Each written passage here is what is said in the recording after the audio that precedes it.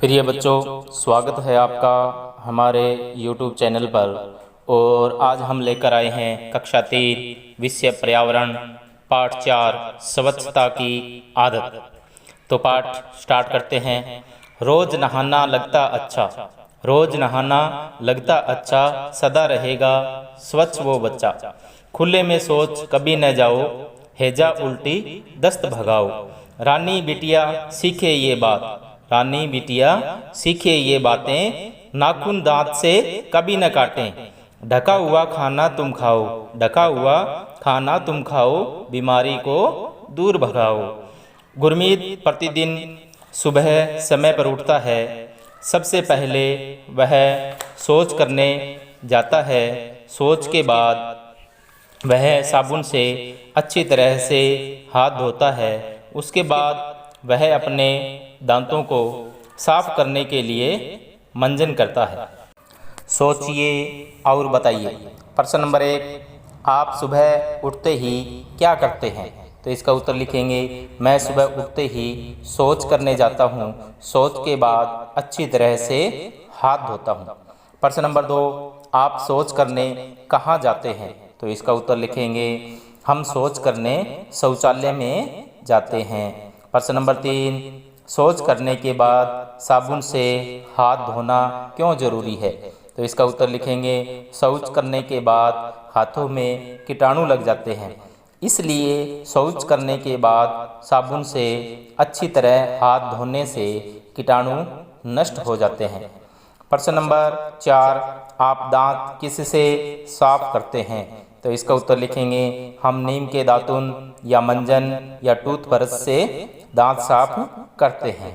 प्रश्न नंबर 5, आप अपने दांतों की सफाई कैसे करते हैं? तो इसका उत्तर लिखेंगे, हम अपने दांतों की सफाई ब्रश से करते हैं। चर्चा कीजिए।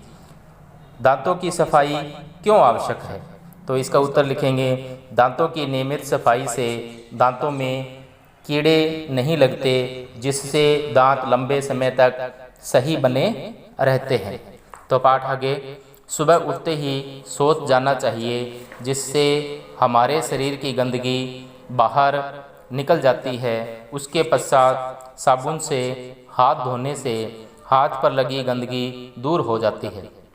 दांतों की सफाई नीम के दातुन या ब्रश से करनी चाहिए। रात को सोने से पहले भी हमें ब्रश करना चाहिए। गुरमीत रोजाना स्नान करता है। वह ध्यान रखता है कि शरीर के सभी अंग साफ हो जाएं।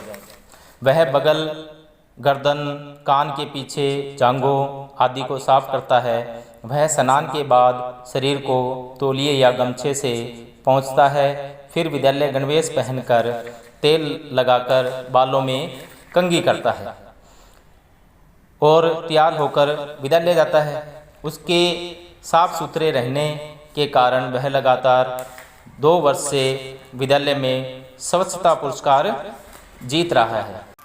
सोचिए और बताइए। प्रश्न नंबर 1, शौच के बाद साबुन से हाथ धोना क्यों आवश्यक है? तो इसका उत्तर हम पहले लिख चुके हैं, फिर भी इसका उत्तर लिखेंगे कि शौच करने के बाद हाथों में कीटाणु लग जाते हैं, इसलिए शौच करने के बाद साबुन से अच्छी तरह हाथ धोने से कीटाणु नष्ट हो जाते हैं। प्रश्न नंबर 2, हमें साफ सुथरे कपड़े क्यों पहनने चाहिए?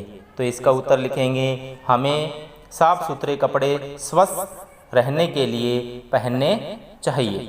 गुरमीत के पिताजी हर रविवार को उसके हाथ व पैर के नाखून काटते हैं, सिर पर तेल की मालिश करते हैं, उसे तैयार कर गुरुद्वारे ले जाते हैं। सोचिए और बताइए। प्रश्न नंबर 1, आपके नाखून कौन काटता है? तो इसका उत्तर लिखेंगे, मेरे नाखून मेरी माताजी काटती है। प्रश्न नंबर 2, आप अपने नाखून कितने समय बाद कटवाते हो? तो इसका उत्तर लिखेंगे, मैं अपने नाखून सप्ताह में 1 बार कटवाता हूँ। चर्चा कीजिए। प्रश्न नंबर 1, समय समय पर नाखून काटना क्यों जरूरी है?